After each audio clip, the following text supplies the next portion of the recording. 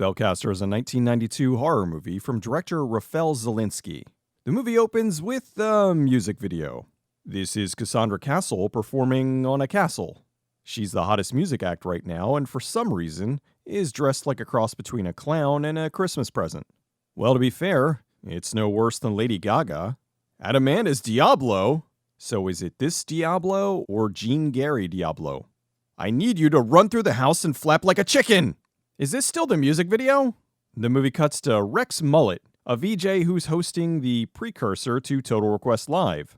Meanwhile, in Cleveland, at a local diner, Jackie is washing dishes and watching TV. Rex announces the contest where a group of viewers will win a weekend in a medieval castle with Cassandra Cassel. It's the Party in the Castle with Castle, brought to you by Castleberry's pit-cooked barbecue sandwiches, Castle Carnauba Wax, and the TV show Castle. The winners that go to the castle will then go on a treasure hunt for $1 million check. Jackie's creepy boss shows up to yell at her for watching TV. I can show you something you're never going to see on television, baby.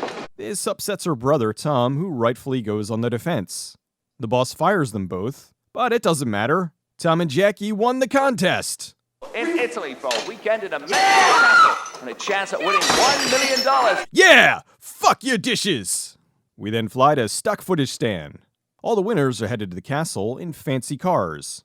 Well, all except for the siblings because they missed the bus or something. They catch a ride and, oh no! It's the Italian low-budget knockoff Ron Jeremy. Back at the castle, it sounds like me trying to woo my wife. Just give me 10 seconds. Rex introduces the winners. There's snobby Myrna, sexy Yvette, Harlan, the obligatory annoying 80s fat guy, the also snobby Terry, and Eurotrash Tony. In the car, Cassandra is being classy. Are you alright? And drunk. Is this Tracy Ullman? Oh god, he's sporting the multiple watches on one arm thing. The police arrive because the Ferrari is stolen. This is actually a pretty good line. It's the police and I don't see Sting. Rex pays off the cops, so they leave. I'm charging this bribe payment to the network. Tom and Jackie finally make it to the castle. We're the winners from Cleveland. No such thing, kid. Oof. Tom is smitten by Cassandra. Who wouldn't be? Hi. So you said it. Now piss off. The producer tells her assistant to get the best camera they can find. Shouldn't they have already brought over some high-quality studio gear for the $1 million contest?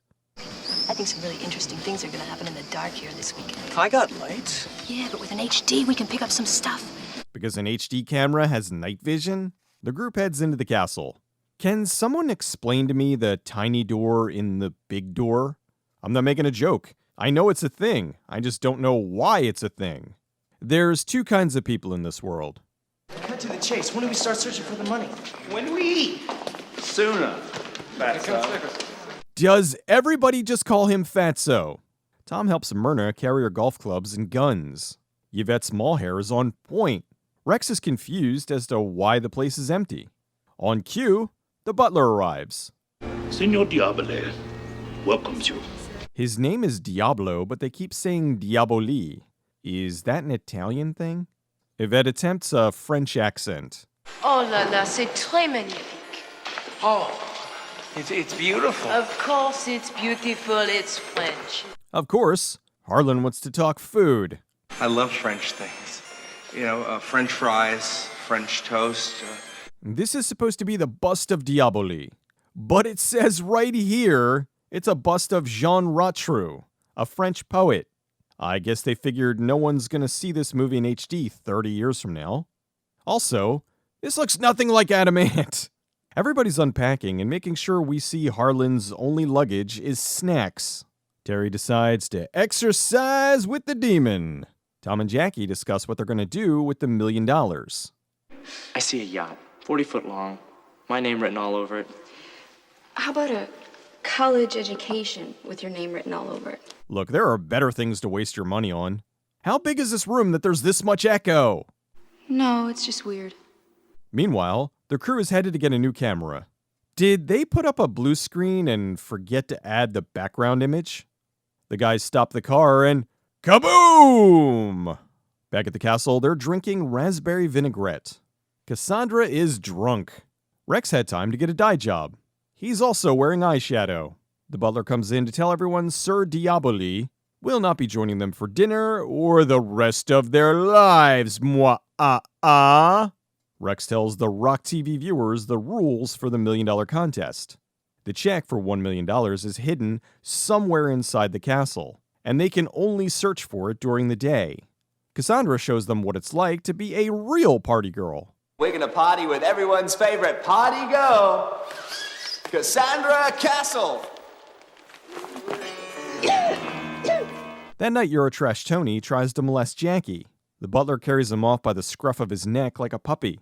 Cassandra's hungover, so Rex tries to make a move and fails. I know the way your filthy mind works. Cassandra makes Rex a deal. She's gonna hide the check in her cleavage. Tom's breaking the rules and searching the castle. He runs into Harlan, who, of course... I'm looking for something to eat. Over in Rex's room, Yvette tries to seduce him. Yvette agrees to the sex in exchange for hints on where to find the check. 3 minutes later, she goes downstairs to look around. She has a seat in the giant evil chair. The chair grabs her and, eats her. Well, that's new. I'm surprised the chair didn't... Oh, there it is. Cassandra hears a noise and goes to investigate. She finds the zombie room. The zombie then grabs her body double's boobs. I guess even the zombies want the money. She manages to escape. Rex's hair is now back to normal. Terry asks Tom for help. She needs someone to wash her back. He tries to make a move, but she's done messing with him.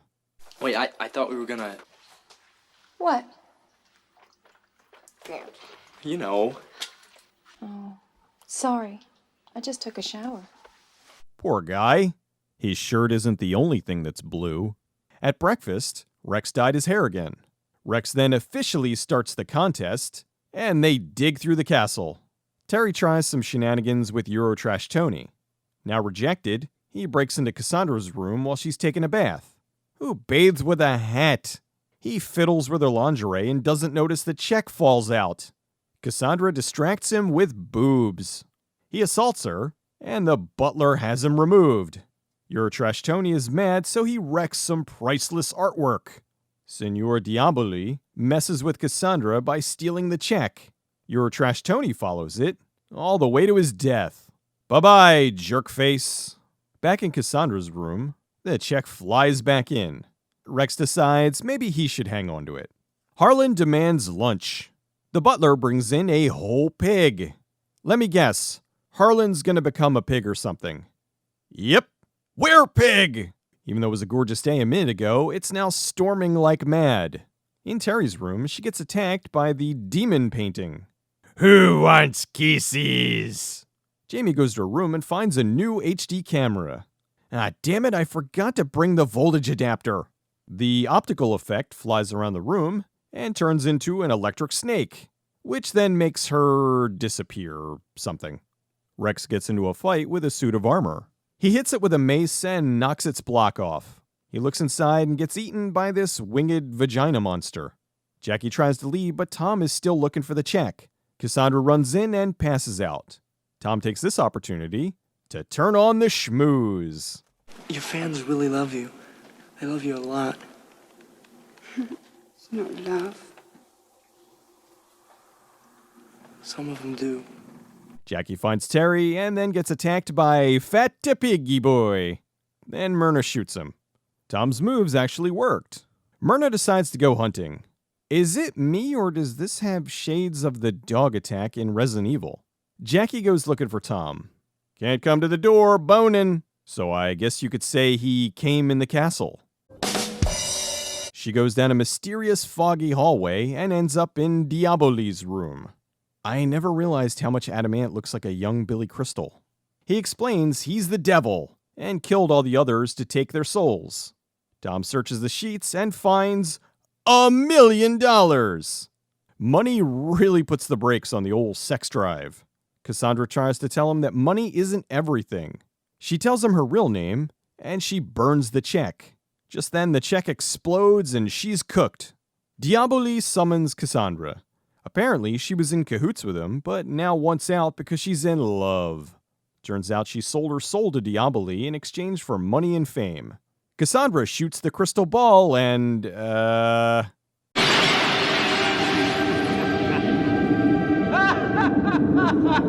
This then frees the souls, and they return to life. Even Eurotrash Tony.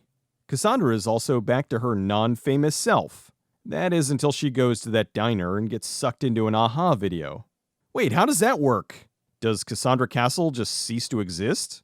All her songs are gone and whatnot? If not, shouldn't she still be rich? So, Cassandra made a deal with the devil. She gets her and everyone else's life back in exchange for him becoming a VJ. Wait, what? He's the devil! Couldn't he have just done that without Cassandra's deal? Whatever. So now Tom, Jackie, and Cassandra can go live off the $1 million. Diaboli then uses his platform to steal men's souls and make them his slaves.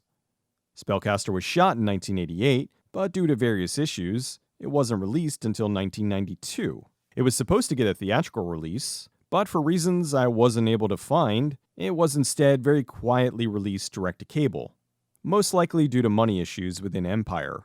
The first draft of the screenplay was written by Ed Naha, who just wrote the very successful horror film Dolls. Spellcaster followed pretty much the same formula as Dolls. A bunch of people come to an unfamiliar place and are killed off one by a supernatural force. It's the tried and true 10 Little Indians formula. Early into production, Naha left Empire to work for Disney, where he co-wrote the screenplay for Honey, I Shrunk the Kids.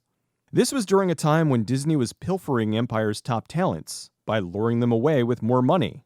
In the span of 4 years, from 1988 to 1992, Disney hired Stuart Gordon, Brian Usna, Danny Bilson, Paul DeMeo, David Allen, Albert Band, and Ed Naha.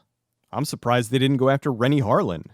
Dennis Paoli, the writer of From Beyond and Reanimator, was brought in to rewrite the script.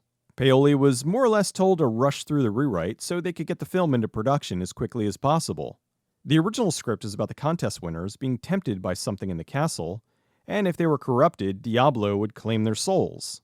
That's still there, barely, and only happens to a few of them. The rest of them die for no real reason. The movie was shot over 4 weeks in Italy, 2 weeks in Charles Band's studio outside of Rome, and 2 weeks in Charles Band's castle. This castle's been used in tons of movies, from the original Inglourious Bastards to Dangerous Beauty. It was also the castle where Tom Cruise married Katie Holmes. Band's studio was the old Dino De Laurentiis studio outside of Rome. The studio was shuttered quickly, so when the crew arrived, they found the place filled with millions of dollars worth of production. Period costumes, armor, art, props, and other things. So, naturally, Band wanted to use as much of it as possible. Bunty Bailey was an actress who was just in the movie Dolls. At the time, she was overwhelmingly known as the girl in Aha's Take On Me video. Adamant shot all his scenes in one day. Richard Blade was Rex. At the time, Blade was a DJ on K-Rock and a VJ on the syndicated TV show Video One, so he was the perfect choice to play Rex, the VJ. He's even wearing his own shirt. Spellcaster isn't as good as many of the other Empire films like Robot Jocks and Ghoulies, but it's still entertaining. The whole thing, having a musical slant, makes it feel at times like it's a long music video, despite there only being 2 songs in the film. The cast is solid, from soap star Kim Ulrich, to comedic actor Michael Zorich, to future Primetime Emmy nominee Gail O'Grady, and personal favorite Tracy Lind. The effects are unique as always from the incredibly talented John Carl Buechler. Not sure why the film got an R. There was no excess swearing, and the violence was pretty tame. It's PG-13 at worst. Spellcaster is nothing new, but that doesn't mean it's not worth seeing. It's a breeze to get through, has some interesting deaths, and an overall fun 80s vibe. It's a reminder of when MTV used to do wacky stunts like this. Fun, cool contests before devolving into endless marathons of ridiculousness and 16 and pregnant.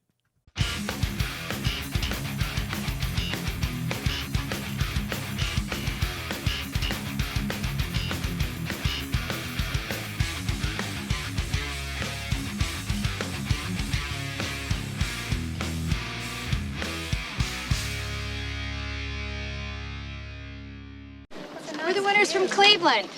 No such thing, kid.